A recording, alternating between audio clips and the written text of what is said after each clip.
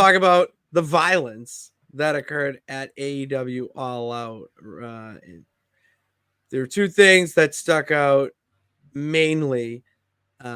Obviously, I mean, I'm just going to group it all into one, but the lights out, unsanctioned main event, whatever you fucking call it, between Swerve and Hangman Page. That was too much. To some. And the other being that the Daniel Bryan being kicked out of the Bryan BCC. Danielson. I say Daniel Bryan way too often. Okay. Shit. I almost said it again. When Bryan Danielson got kicked out of the BCC, and his best pal, John Moxley, wrapped his head with a plastic bag. Yeah. That happened. See, and I okay. I don't know. So we want to talk about it. it. Yeah, I saw more people weren't into it, like Mercedes I Monet. was gonna, you want to read the quote, or do you Yeah. have? So I actually agree with her to an extent, because she said in her Money Mag, she said All Out was extremely violent, and honestly, Daniel Bryan, which I love how she's saying that, Daniel Bryan's stuff was tough to watch. I have mixed emotions. When done right, that kind of stuff can tear a roof off like Daniels did. However, I wouldn't want my brother Joshua to watch stuff like that, or kids for that matter. Let's face it, wrestling is multi-generational. When I do signings, I greet so many parents and their children. Growing up, I didn't have a father, so it especially warms my heart to meet families and hear how much their wrestling viewing experience and memories mean to them. Then again, there is an audience that loves the extreme, and you want to cater to them too. I think when it comes to AEW, yes, that's like, they definitely have that extreme audience because they've introduced that early on and they've allowed it. Obviously, Moxley is like the face of that, I would say, and Hangman Page and Swerve Strickland are right there below him because of the matches that they've had. I think that the issue isn't the violence, because I think wrestling is violent in general. So you can't, say there's no place for violence in wrestling. I think it's how you go about it. And I think the biggest issue that people had with these two matches was the plastic bag over Brian's head, which I do think was like, okay, that image is like, okay. That was very Not necessary. That's the thing, is I've said before when we've talked about things like this, like specifically to AEW, I think they do a lot of things for the shock value, and you can do that sometimes, but I think there's ways to go about it where it's not maybe too much or like too controversial, and that might be a little bit too much. The other thing that most people were having an issue with was the syringe, and I do think that was like, all right, we didn't need to do that. Like, that was a little, because that goes beyond, in my eyes, and what I saw online also, that goes beyond like being extreme or being wrestling. That's just kind of like, all right, this is becoming like too much. hatred. And yeah, but there's ways to go about that. How many wrestling matches have you seen in your lifetime that was real hatred between two people that didn't have to go to that level to get the point across? Like, you felt it while you were watching it. There wasn't anything like that. So that's what I mean. Like, I get that this is a unique story and there's a deep history in between these two men, and they must have felt that something like that was necessary. But I do think that they are towing a dangerous line, because like, that's something that will not be liked by a lot of people, and then that's going to potentially deter them from watching something later, because that could be the last thing that someone sees and they were like, all right, I'm not watching this anymore. Like, and the fact that we then also saw the plastic bag thing in the same night, it's like, Jesus Christ, like, it's a lot. It's a And very dark, twisted show. well, and what if you took those moments away and they did something else? Would it really have taken away from the impact of what that story was, or what those matches were? Like, I don't know.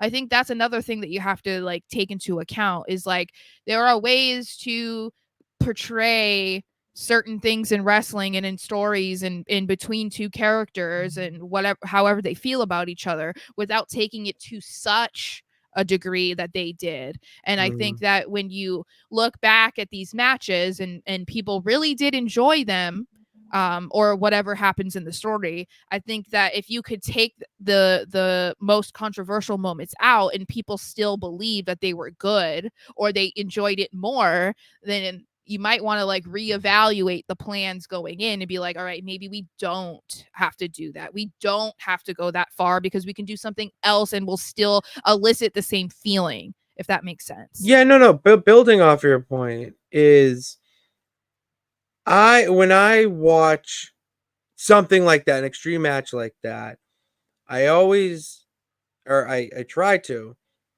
find the why with the weapon use. For WWE, it's easy because it's around the ring, or Mm-hmm. if it's not that, it's a weapon or some sort of connection that they throw right in your face and they hammer home to you. Not so much in other promotions. And with this, the only one I don't get is the syringe. The cinder block makes sense.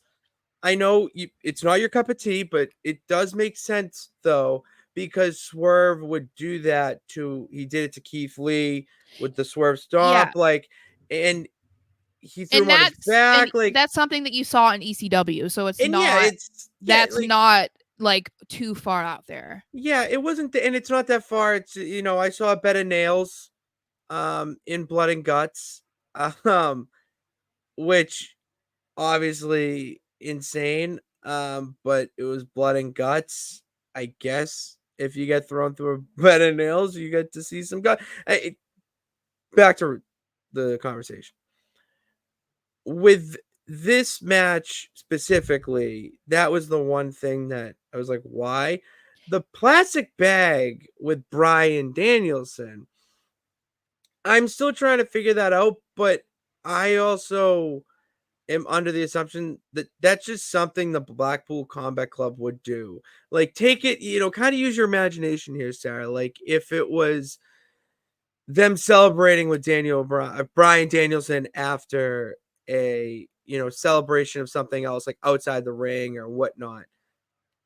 A good way in a mafioso or gang type of way to get rid of someone is to suffocate them. And it was very simple. It goes to the roots of the BCC, where they don't need chairs. They don't need all these, you know, they'll do it themselves. Mm-hmm. And that I'm going to wait on for a payoff, Well, because you could argue that he technically did use a weapon. He used a plastic bag. but it's not like a chair. It's not something No, I that's know, but I like, just mean it could yeah. still be considered something. I think it's just the visual of it that people really took an issue with, obviously. Yeah, And then when someone is doing that, you are trying to kill somebody, and that wasn't what he was trying to do. And so it's also kind of hard that's to be true. like, how does this make sense? You know what I Yeah. mean? But yeah, I think the syringe spot is what really was catching people off And guard Mercedes, because it's yeah. like their history is violent and obviously that was the basis of the match, but like what was that and what was the point of it? And like you couldn't have done something else to take Swerve out and like end the match, you know what I mean? Like that I think is why, like, if you can't immediately understand it or even a week later understand it, then I think okay, if people are still kind of like what the hell was that, then you probably didn't need that. Like that shouldn't be the highlight that people are focusing on the match. That shouldn't be what I haven't seen the match. That's all I've seen though. That syringe spot and the chair shot afterwards. That's what everybody has seen that hasn't watched it before. Imagine that being your first visual of AEW. That doesn't feel very welcoming in my eyes. Like It's most people are true. gonna It's be like, not. "What the fuck is that?" You know? Also, Mercedes Monet saying those comments. Just gonna say, it's your company, and you're saying that. Not a good look. I think It's not a good look. she clearly feels comfortable enough in her position that she feels like she can do whatever she wants. I mean, That's still and fine. that's why she's saying this. And it Yeah. also makes you wonder, did that spot those spots not go well behind the scenes also, and that's why she's trying to like separate herself from it, you know what I Mm-hmm. mean? Because like I assume most people didn't know the syringe thing was going to happen or the plastic bag was going to happen that weren't involved with those moments, so it makes you wonder if she's kind of trying to like do that on purpose. Plastic bag. Now, the more I think about the plastic bag, it's just so barbaric. I can see, like, that's the thing is, and that's why I don't like cage matches for feuds like this, because if this felt like they needed to go everywhere. It needs to be like You a don't street lock fight. them up. Yeah, you don't lock them up. I know they had a death match and whatnot, but like that finished in the ring. Well, This and is a feud that's where it needs to finish outside the well, ring. and the thing is like, God, okay, it's sad that that those are the two highlights, like I said, that people are talking about. That means that you, and not in a good way. You know what I mean? Like even the chair spot was pretty bad. That didn't yeah, sound we like, saw everyone something. was trying to say it was a gimmick chair. No, it fucking wasn't. If you ask wrestlers, there's no such thing. Um, and so yeah, I feel like they just could have done a lot more to have gotten the same reaction, but like more positive, you know? Like Mm-hmm. instead of people just still talking about a needle in his gums, like, and It's tough. Swerve, what the fuck is wrong with you for agreeing to that? That's what I want to know. It's I don't know. Some people are just wired different, Sarah. Maybe he Some gets people off are on like, pain. There are people who are like that too. yeah, masochists. Yeah, maybe he's a masochist. I don't know. I don't know.